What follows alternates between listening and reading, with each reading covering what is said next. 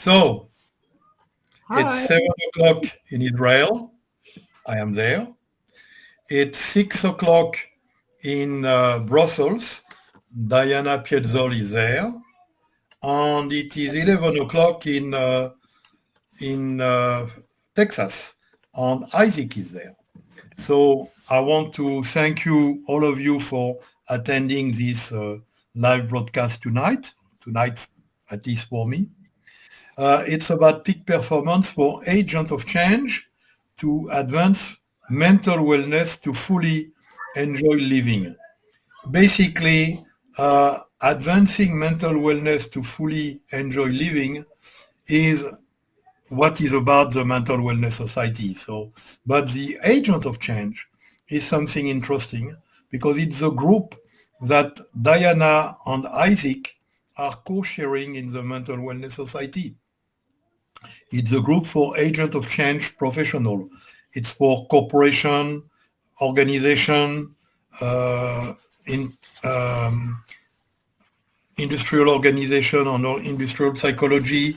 It's everything about improving and helping executive and corporation.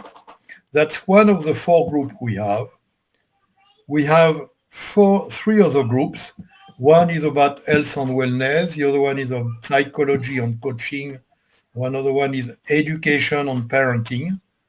Mental Wellness Society is a group of 280 members. We are on 7 continents, 72 countries, including 44 states in the United States.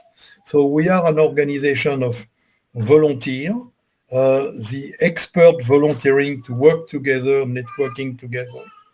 Our members are handpicked, and you can only join when you are invited to participate.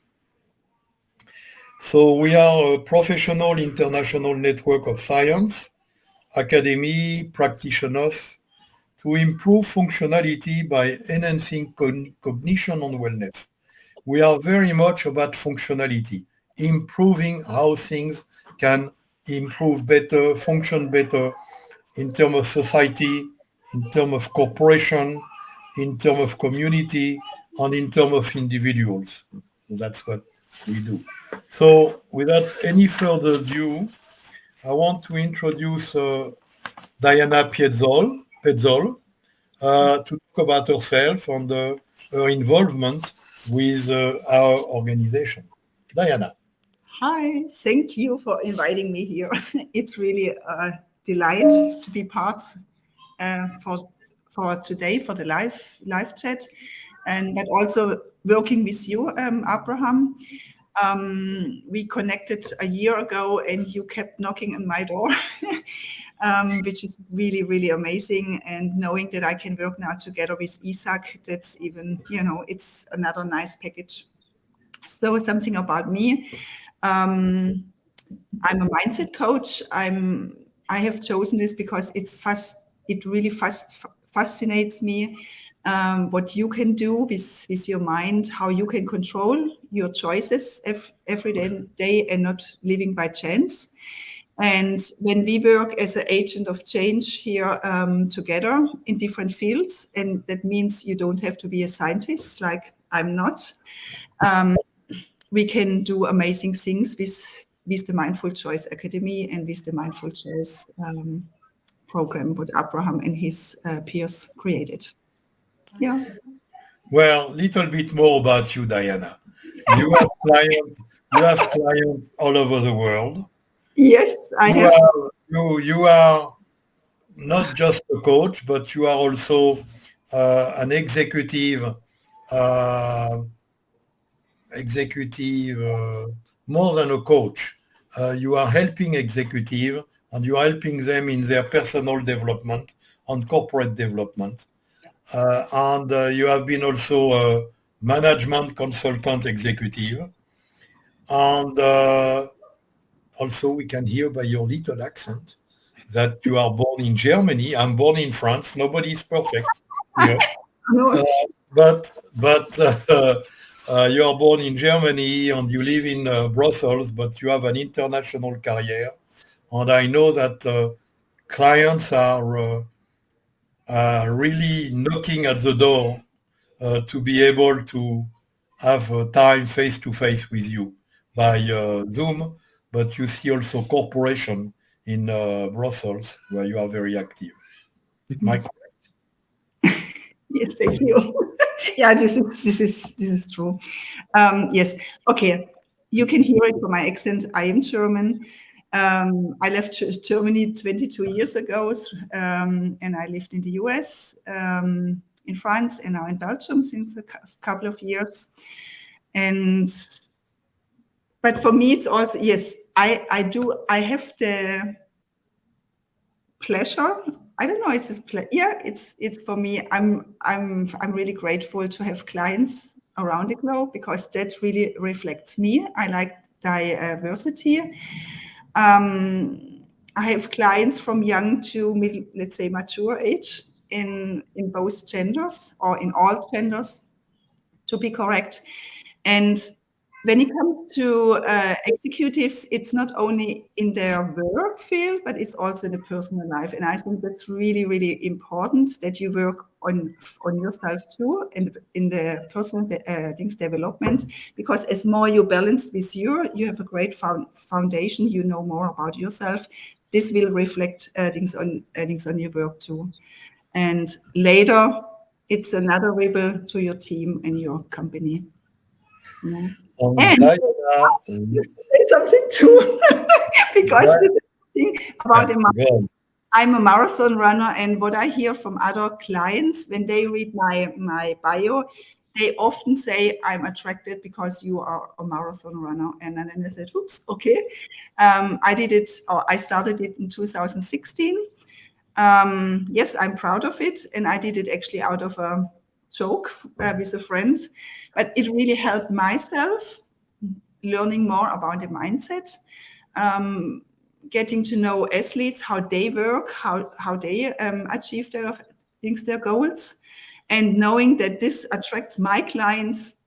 I mean, it's a wonderful gift. It's a win-win situation. Yes, I have to run a marathon, but if this attracts my clients, then I need to say also to indicate that you love traveling and your first love, need, attraction, and resourcing is about nature.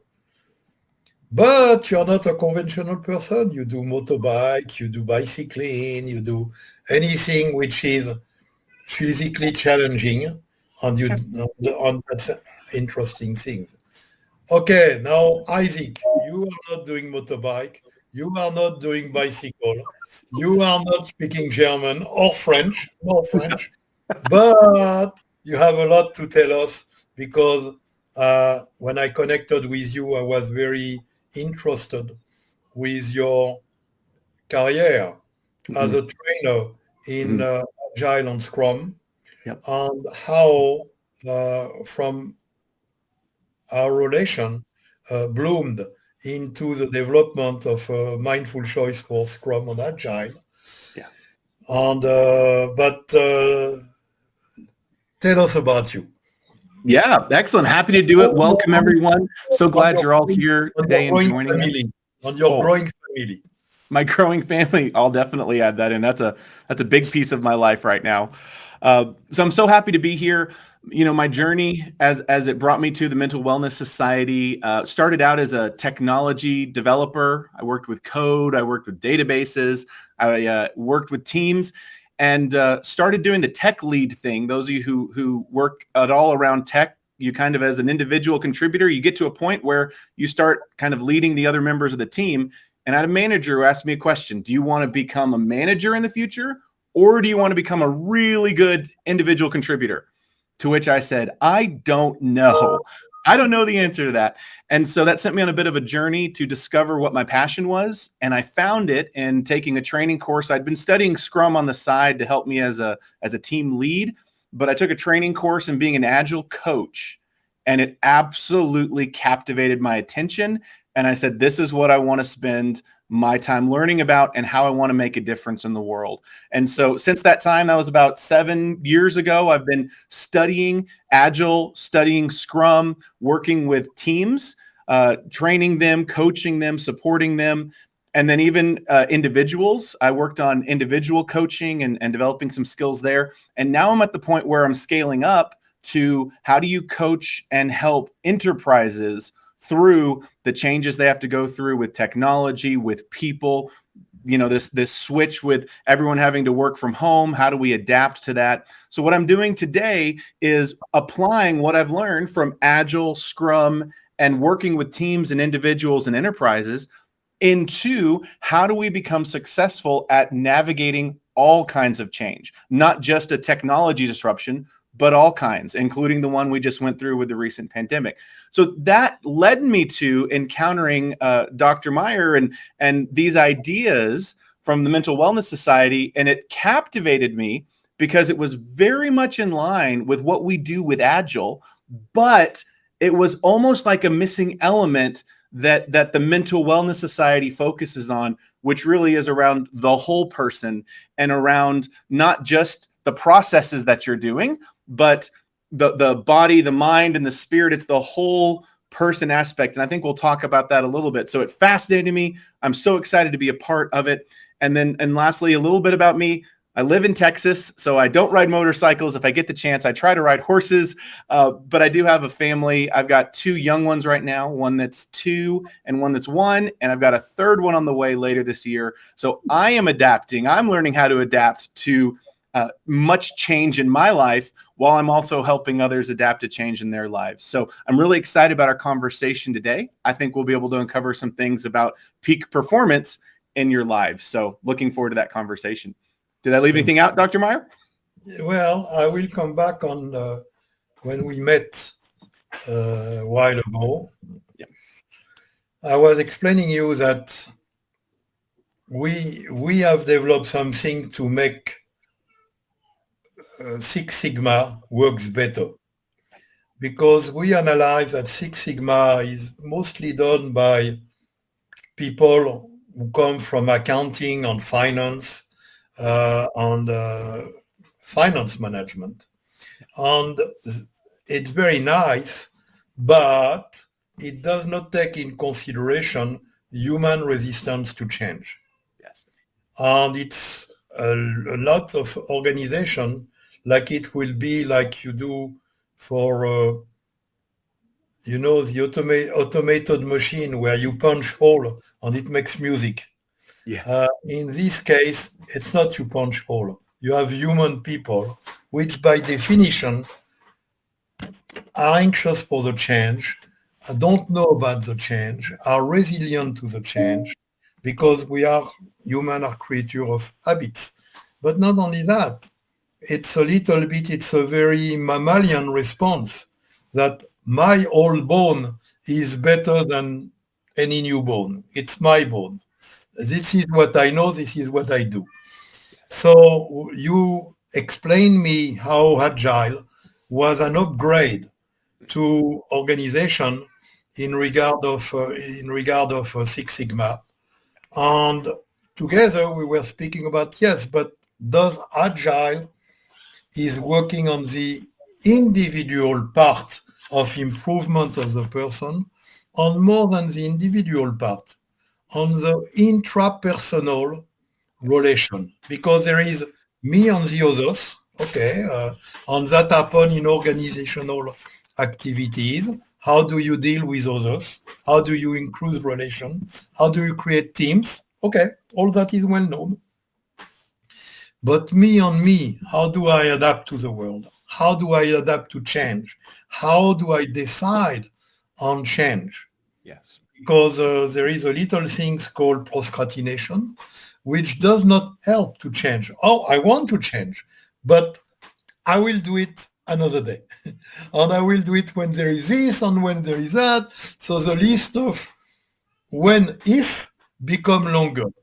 Yeah. So that's where we found that there was a good match with what we are doing at the Mental Wellness Society, which is applying in different dimensions, because it can be in education, it can be in psychology, it can be in health and wellness, the concept of peak performance and the concept of choice. I choose to change and I do what I choose. So with that, the subject we agreed we wanted to discuss tonight is how we can instill mindful choice, which is a choice made by the mind, not a choice made by the brain. Because if it is by the brain, then it's following your emotion.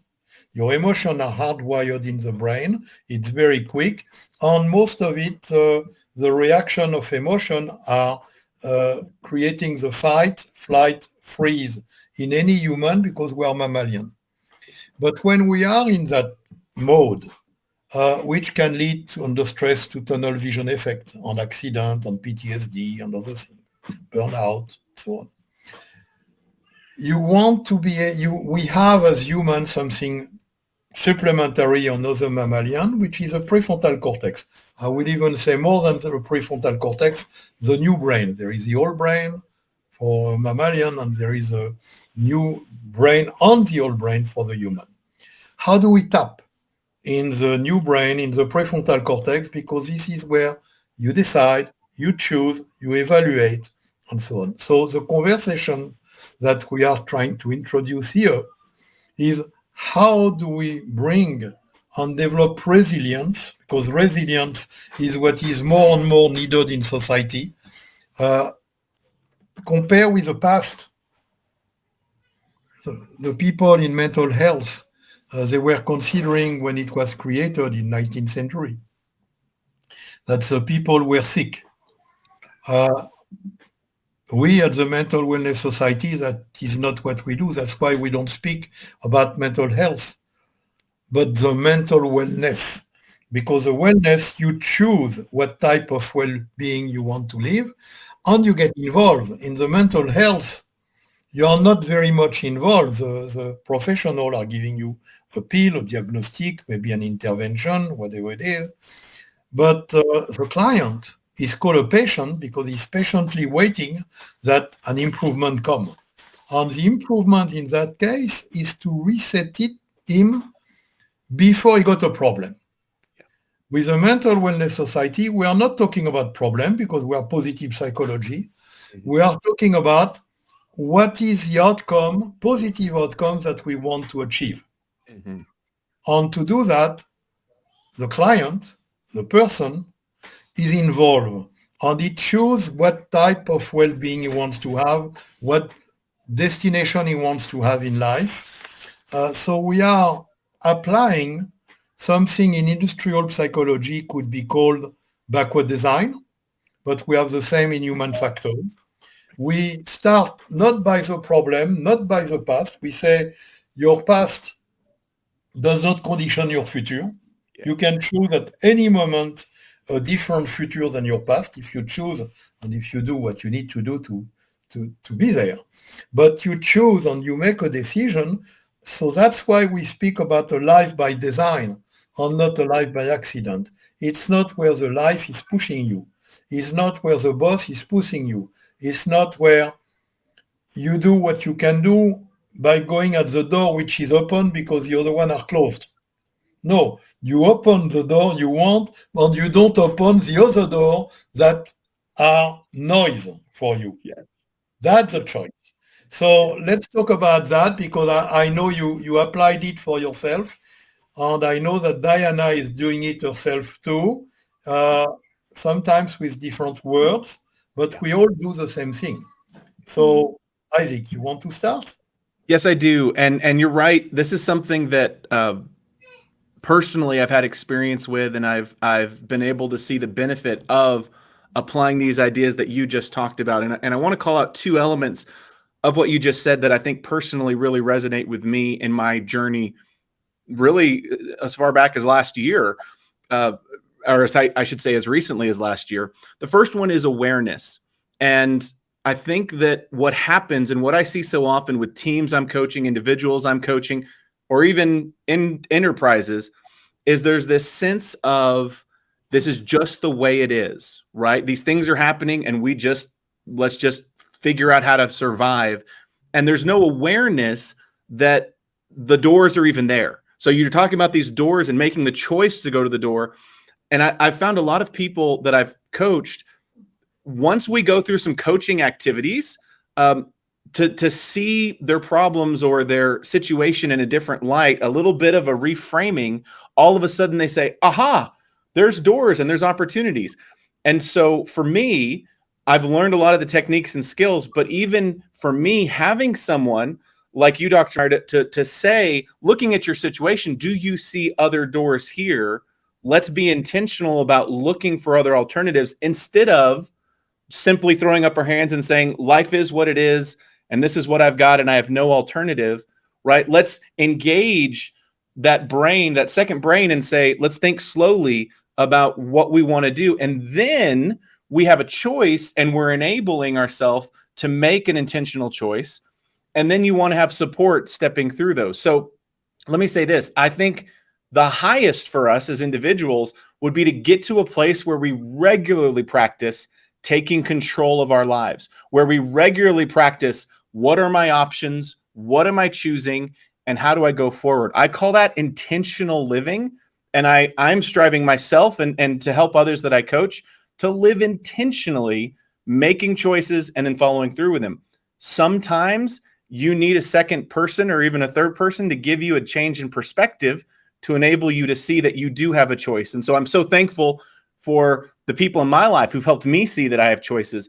And I think the second piece for me is once you've made that choice and you want to go through it, following through is I think one of the hardest things. When I coach teams that are Scrum teams, let's say, they have a retrospective, they identify these are problems, we should change this, this, and this. And then they leave, and then they come back 2 weeks later, and we say, okay, what are some issues that we could improve this sprint? And they say, well, we have these problems. And it's like, wait, those are the same problems that we had last time. We weren't doing anything to improve them. We identified them, okay, but we weren't actually doing the activities, making the choice, as you said, to change them. We just say that's bad and that's the way it is. And then we go about stuff, we get busy, and we don't come back and actually make the decisions and make the choices that will improve us. So I think it's really important to develop the ability to see your possibilities, see the doors that are available to you, choose it, and then make sure that you follow through. And I know for me, having someone to help coach me in that, I'm getting better and better. And I look forward to helping people develop the ability internally to make those choices for themselves, see the possibilities and make those choices and follow through with them. I think that's where the power of what we're talking about here really lies. Before giving Diana to add a piece to that, you are touching two subjects which are important on what you say. Number one, we help to see a binary system because a human cannot think about three possibilities at the same time. It's this or that. That we can do. A computer can do many things at the same time, not human. And if you do this or this or that, it creates a flight, fight, freeze situation. You hesitate, you don't know. That's number one. Number two, if you only see one choice, one possibility, one choice, you're already in a dysfunctional state because you cannot choose. It's not to have one. It's not a choice. It's a forced choice, but it's not a free choice. So the choice is to see always two possibilities. And if you don't see two possibilities, then it's a problem. And then what you were touching is to continue to do it. For us, it's a good choice versus a bad choice. And the good choice is taking you quicker, faster to your destination. And the bad choice is taking you further or longer from your destination. It's as simple as that. But if you already qualified everything, you can take everything in your life. And is it bringing me to my destination faster or longer? Is it taking me there or somewhere else? You can always change your journey. How do you go there? You can go by plane, you can walk, you can do this, but the destination has to remain the same until you reach it. And that's important, the continuity you are explaining. I am using here the tool on our way to express it, but it was what you were bringing at. Diana. Yeah. Well, what can I add? What I would, when you said you're standing in front of the door and you cannot see the other doors, it really helps when you zoom out. You see the situation from a distance, and maybe even you have the courage, or someone helps you to change the story, to change the view. And then suddenly you see different doors, different opportunities, and then you have choices. And yes, it's good to make it. And it's also, like Dr. Meyer said, it's the mind, because the mind doesn't know if it's tomorrow, today, or yesterday, and you are in control of things of your mind. And knowing this is a masterpiece of yourself. Yeah. Yeah, and in time, you need also to realize and appreciate the time, because the time goes that you want it or not. So you need to learn how to deal with the time in regard of your objective on the time, on your own resource. Yeah. Sure. And then also when we hear all those noises in our head, or from the team, from the others, we are really not focusing anymore, and we like to follow the others instead of our intuition. So that's also when we take a distance, yeah, and then really listening to it. And is this really the same story? If we turn down the volume, how does the sound is now, or maybe we change the voice, like it's not our voice, it's a different voice. It totally changes your view on the subject, and then it's easier to make a choice. If you can be, what you say is great. If you can manage not to let your emotion get in. Yeah. Because if your emotion gets in, the lizard, the primal reaction, the lizard is deciding for you, not the smart person. So we apply some things that we apply and we share with one each other. Is if I can change the way you think, it will change the way you feel and the way you act. So there is a big difference between the emotion and the feeling.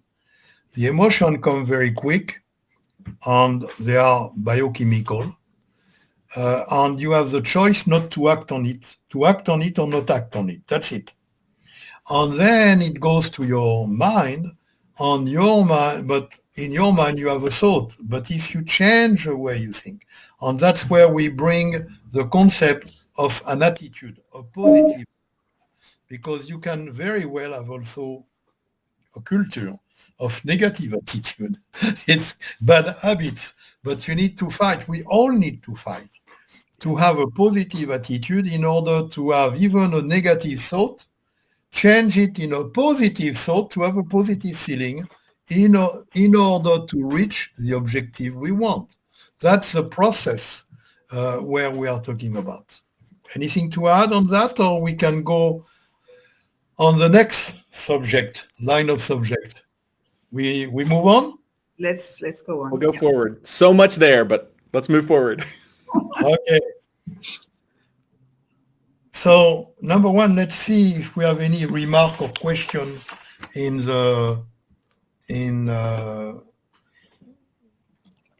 there is no question that I can see from the participants, from the people. There is technical question about logging in, logging out, but I don't see any question. If anybody have a question, it's your time. It's the moment to ask your question, because this is a question for audience segment. So anybody have any question? No? Okay, so we continue. Good. Don't be shy. Let's continue, but we are pretty much on time.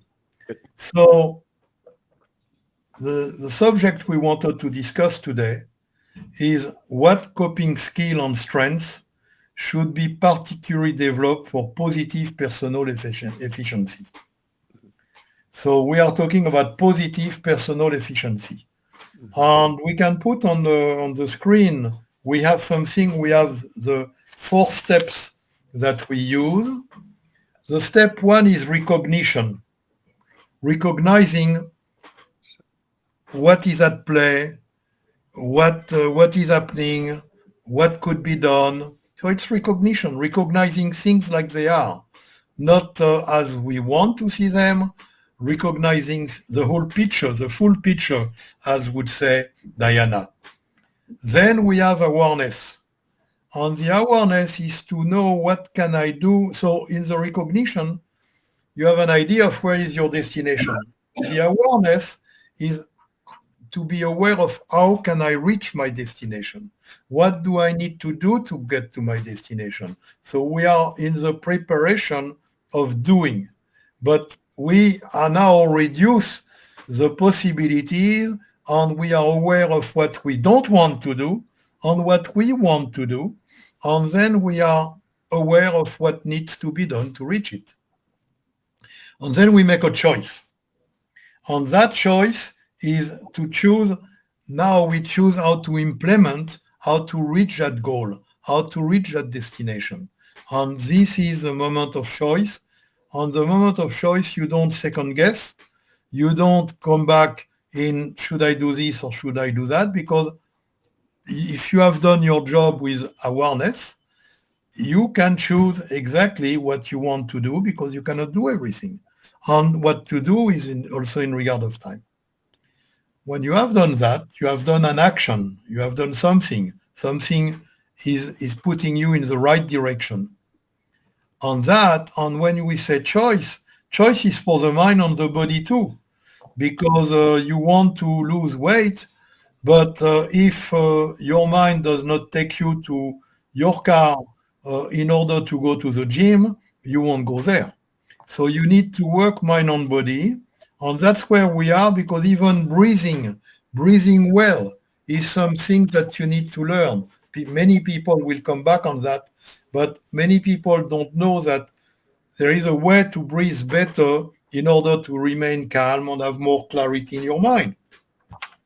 Same with the sleep, same with the food you have. So there is a way where your mind and your body can work together to really be the optimal of what you can do, and it brings you to peak performance for mind and body. That's what we are talking. On peak performance of positive personal efficiency, you are positive by attitude, and you want to be personally efficient. And if the people in the corporation are not personally efficient, you can make any wish you want for the corporation or for the team. It won't work. It has to boil by the person being personally efficient. Yes. And after that, you have self-evaluation. And you have the self-evaluation, which is very interesting, because the self-evaluation is not about you, but is about how well you did the process, how close you come to your way to reach your destination or being in the right path. How can you improve it? On life is a repeat. We go to bed and the next day we have to repeat a decision in life. We make close to 45,000 decisions in a day. And many of them we are not aware that we make them by automatism. So we are talking here about being conscious, making conscious choice for what you want to reach. So the self-evaluation is about the process, not about you. And what do I need to improve to make the process? So that brings you to recognition again, to recognize how to improve the process, to be awareness of what needs to be improved, and it continue, and it continue. The interesting things of that we are using it also ourselves for the Mental Wellness Society. We have been involved in some activity in Ukraine. We'll speak about it in a few minutes.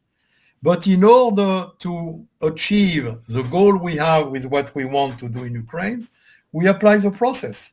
And we realize, for example, what we do is great, but we need to go with more people. And we need to have more volunteer. And we have to do, because we want to help more people in Ukraine, just an happy few. So this is a recognition of we don't help enough people. And how do we reach them? So we came up with a conclusion. For example, we will use WhatsApp and connect one Ukrainian in America with one Ukrainian in Ukraine. And then we need to train them. And we need to achieve that come by the choice. How do we do it when we do it? But we can apply it to ourselves, to our family situation, to our society, to our corporation, to our team. It's not just about us. It's about what we do. So the Mental Wellness Society are 4 groups of professionals, but we decided that because of what happened in Ukraine, we needed to get involved in Ukraine because one of the members, Victor Vus, is in Ukraine, an Ukrainian. So we decided to help him, and we created a task force, and we all went to do a lot of things on training and doing a lot of things. That was good because now we can help also other countries with a disaster which can be man-made, or like the situation in Ukraine, man-made by Putin, or natural disaster, which can be a tsunami or other things. So this is the example of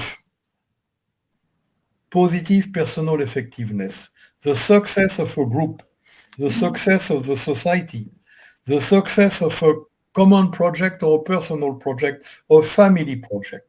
Yes. Is to have a positive personal effectiveness. Same with your spouse, same for you and your family. It applies everywhere. So that's what we try to do, each of us, with the knowledge of each other, because the Mental Wellness Society is a big toolbox with specialists all over the world. We have people who do drum therapy, color therapy. We have a lot of, I will not say exotic, but very unique type of activity. But all together, we work together because we are more knowledgeable together. Yes. And we help each other. Your point of view, Diana? Well, you are just like a fountain. This is just amazing listening to you. Yeah, I mean, what you created, it's just incredible. What I love, it's because it's global. And coming to our group from Isaac and myself, we would love to have more people in the group. I think if someone just attracts it, is attracted to it, and you want to be part of it, please connect to me or with Isaac, and we have a personal chat with each other, and then we see where we can put ourselves together. That's from my side. And I think that's the beauty when we have all different colors or flavors coming in, and then we can create something amazing and to support and to help others. And it's about the result, what we want to give. Yeah. Oh, I don't see. We have training. Okay. And what about you, Isaac? Oh, I really love everything you just said. And, you know, as I look at, again, Agile, and this is part of my bent, I look at everything through an Agile lens. We have these things kind of like Six Sigma. We have these processes, these frameworks that we go through to help decide on what are we going to do as a team? What are we doing as a company? You know, vision setting, goal setting, all that. But often that kind of stops at the level of the team or the work group. Maybe it touches on the individual a little bit, but what you just described with Mindful Choice, that loop for individual success and really individual health, I just think it's so wonderful that we look one layer back from the group doing the work or the individual as a worker. We go one level back and see the individual as a person that themselves needs to be healthy to make the unit healthy and whole. And so to Diana's point and what we're doing in the group, we'd love to see people connect with us, because what I love about the Mental Wellness Society, we are different and we have different areas of focus, but what we're trying to build is a team of healthy individuals who do this process, who can then help others become healthy individuals, who can make healthy systems. And so whether that system is supporting what's going on in Ukraine, or whether that system is getting a business objective done or raising a family, whatever that objective is for personal effectiveness, we're focusing on how do we make the individual, how do we help them be healthy, strong, resilient? Because then if we have a bunch of healthy, strong, resilient individuals, we can have incredible teams, societies, organizations, countries, world. It's really powerful what these ideas are, starting at the individual, not starting at the individual as a worker or the team as an output unit. So it's just really powerful. And just echo Diana's invitation to be a part of what we're trying to develop. How do we be healthy change agents who encourage healthy change, not demanded, imposed, painful change that people run away from or get burnt out on? That's not what we want. We want to be enabling the future wave of healthy change. So we're so excited to be a part of that. Yeah, and also in what you said, what we can sum up, what are the elements which are deterrent to success? Yes. And there is really three, I would say. The first one is not to look at reality. And for example, in Ukraine, fake news. And we have to be very careful not to vehiculate not unreal information. Same in a corporation, not to become the gossiper, not to become talk about our emotions, but to talk about fact. Fact. I'm a scientist, and I don't care if it goes that way or that way. Fact is a fact. The second thing is the biggest cause of problems for everybody, you, me, a corporation, everybody, are the root cause of all problems are either inattention or impulsivity. And a decision made by inattention, get distracted, or you don't have all the information you want, and you think you know, but what you knew yesterday is not necessarily valid for tomorrow. That's the story of Black Monday on the stock exchange. You need to look at things. Things change. Things are movable. You need to pay attention to those details. On impulsivity, because impulsivity is emotional. And it's very interesting because a study we have shows that there is many CEO of company or people who are self-incorporated. They are like that, or even a truck driver by himself. They are like that because they don't want to take order of other people. We have discovered that many of them are eventually non-diagnosed ADHD. Nothing wrong with that. But when you know, so that's why we have tests online and we have analytics.